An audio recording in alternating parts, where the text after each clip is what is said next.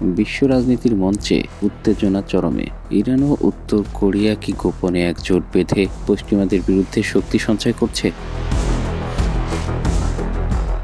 Daily mail O the টেলিগ্রাফের প্রতিবেদনে বলা হয়েছে, ইরান গোপনে উত্তর কোরিয়ার কাছ থেকে ক্ষেপণাস্ত্র নকশা পেয়েছে। এই ক্ষেপণাস্ত্রগুলো 1800 মাইল দূরে আঘাত হানতে সক্ষম এবং ইউরোপের বিভিন্ন গুরুত্বপূর্ণ শহরকেও লক্ষ্যবস্তুতে পরিণত করতে পারে।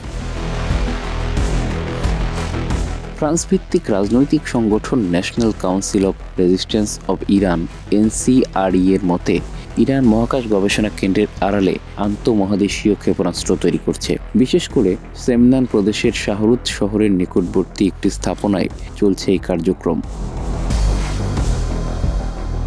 এই স্থাপনায় শিগগিরই ঘায়েম 105 নামের ক্ষেপণাস্ত্র পরীক্ষা চালানোর পরিকল্পনা করছে তেহরান। এসব ক্ষেপণাস্ত্র পারমাণবিক ওয়ারহেড বহনে সক্ষম বলে সন্দেহ করা হচ্ছে। মার্কিন গোয়েন্দা সংস্থার মতে, ইরান কয়েক মাসের মধ্যেই পারমাণবিক অস্ত্র তৈরির সক্ষমতা অর্জন করেছে।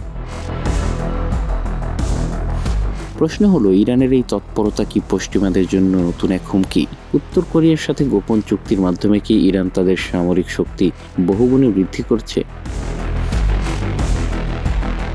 এদিকে যুক্তরাষ্ট্র ও ইসরায়েল ইরানের পারমাণবিক কর্মসূচি থামাতে যে কোনো মুহূর্তে হামলা চালাতে পারে বলে মনে করা হচ্ছে।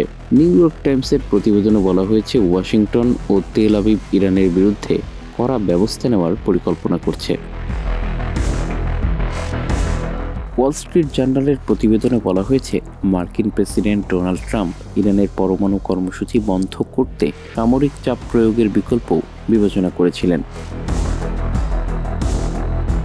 মার্কিন গোয়েন্দা সূত্র বলছে, ইরান প্রয়োজনে পাকিস্তানি বিজ্ঞানী একিউ খানের পুরনো প্রযুক্তি ব্যবহার করেও পরমাণু অস্ত্র বানাতে পারে।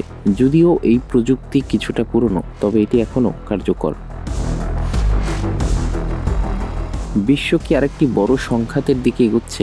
ইরান ও উত্তর কোরিয়ার এই গোপন জোট কি বিশ্বের জন্য নতুন এক বিপদের বার্তা দিচ্ছে? এর আগে রাশিয়ার সাথে গোপন অস্ত্র চুক্তির খবর বেরিয়েছিল ইরানের। বিপুল পরিমাণ অত্যাধুনিক সামরিক অস্ত্র সংগ্রহ করা হয়েছে ইতিমধ্যে। মোদ্দা কথা, যুক্তরাষ্ট্রের বিপক্ষ শক্তিগুলোর সাথে একে একে জোটবদ্ধ হয়ে নিজেদের শক্তি সঞ্চয় করে চলেছে Iran. Bangla affairs news desk.